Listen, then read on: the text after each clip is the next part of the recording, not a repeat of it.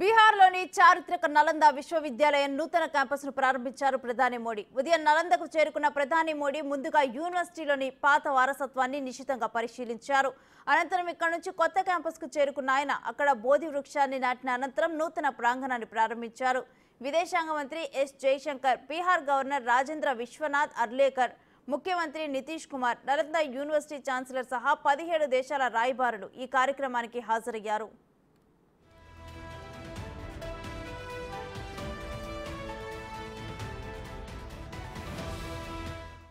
నలందకు ఘనమైన చరిత్ర ఉంది. ప్రపంచం నలుమూలల నుండి విద్యార్థులు ఇక్కడ చదువుకుంటున్నారు. 5వ శతాబ్దంలో స్థాపించిన ఈ విశ్వవిద్యాలయం 12వ శతాబ్దం దాడులకు గురైంది.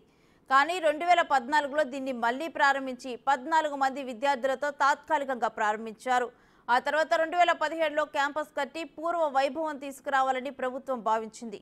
అందులో భాగంగానే కొత్త క్యాంపస్ పూర్తి చేసి మరింత తేజస్సును తీసుకొచ్చారు.